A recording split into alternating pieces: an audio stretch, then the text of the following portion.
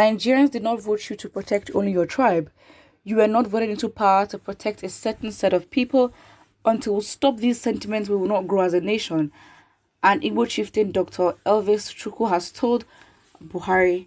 Chukwu said Nigerian politicians get into power and only think of themselves, and then the small ethnic group they come from.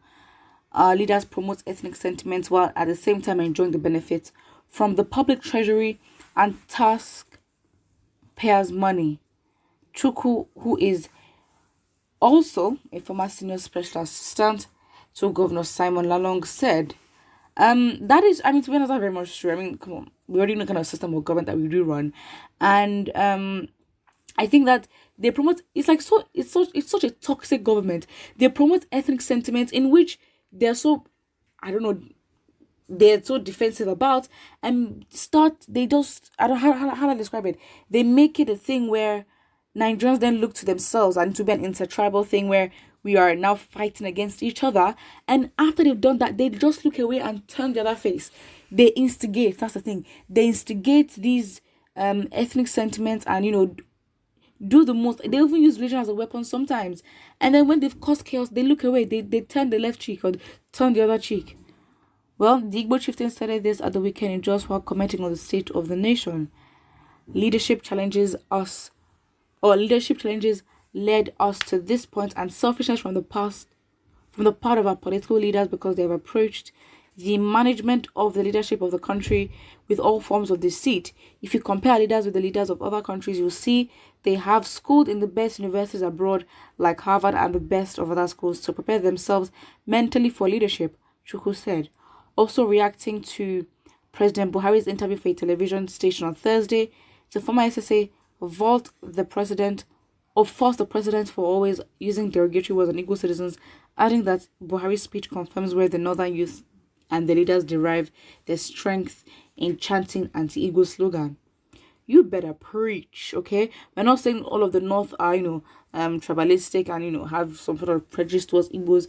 But again, if your president is doing it, I mean, it's the same thing. When you have people like, well, as an example, Donald Trump, saying some racist things or saying some microaggressive tweets, that emboldens people like him in America to, go around doing racism or saying racist things and, being racist. That's just it. It's the same thing.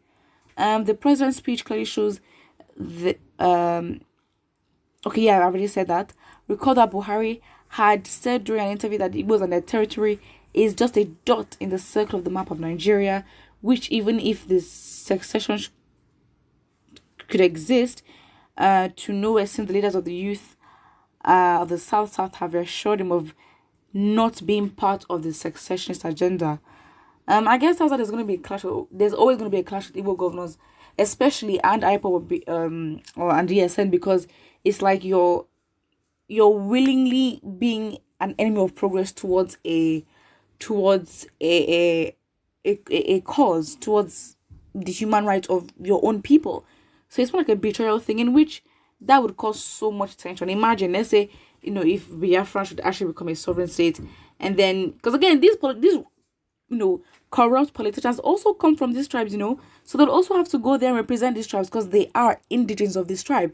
Imagine, and then there's going to be a whole new, not a whole new hate, but a whole new clash or agenda towards them. I don't know, it's just an opinion. This challenge is not with any particular region as it now cuts across board. When you go to the southwest, you hear people say they want Oduduwa, and the southeast Biafra and north central agitating for the middle belt, while other minorities saying they want self-determination. But I think the bigger picture is that Nigeria is better as one indivisible country under a strict condition of justice, fairness, and equity, Chukwu said. I mean, that's what we want, right? On paper, yes, absolutely. The best thing, to be honest, to even be more powerful as Nigerians, is for us to stay together. That is the truth. Nothing but the truth. However, is that realistic? No. We're going to have to start from scratch. And if we're going to have to start from scratch, I guess to some, it's just easier to start from scratch as your own proper identity and as a sovereign state having autonomy over your own resources. That's it. That is literally it. There is nothing else. So yeah, honestly, as this man has said, Nigerians did not vote you to protect only your own tribe. But then he has proven not to care about anyone but his tribe. Even non-Nigerians that are from his tribe, he cares more about. I mean, he literally said in his interview about, justifying, really justifying the railway projects to other neighboring countries of Nigeria, in which is a bit suspicious because it's like we have more problems here. I mean, your own citizens are not even able to afford uh proper transportation costs, as well as just even having the transportation in front of them to use. It's not as efficient. Nothing is controlled, nothing is regulated, everything is just bad. Oh my days, this is tiring. Someone says Buhari is not a Nigerian president, he's only a funny president. He has never hidden this fact. His nepotism speaks volumes. Very true. It's sad how we missed the signs, and we let him win again. And it's a democracy, majority carries vote, da da da da. But if we really ask them to bring out the paperwork, the receipts to back up why Buhari won for the second election, which was 2019, I highly doubt that this will be given to us. But again, as this person says, he's more of a flanny president. His nepotism speaks volumes, as in it's screaming in our faces, and it's like, are we not going to take it seriously? Somebody says there is no condition that Nigeria will be one. She may still be one country, but the calabash is already broken and spilled out its contents.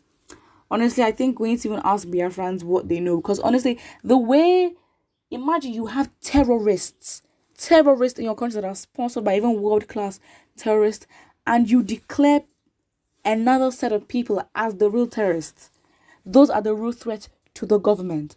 So I'm now like, what do Biafrans have against this? What would they have against this government that we do not know of, that would literally make a whole country do you know how mind-boggling it is? Do you know how inexplicable this is to even try and justify or even try and say these words out loud?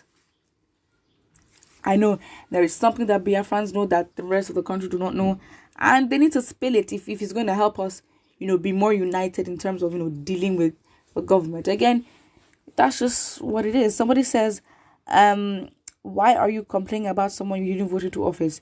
Because whoever gets into office is responsible for my welfare, and the decisions they make would determine how the welfare of my future generation is going to be.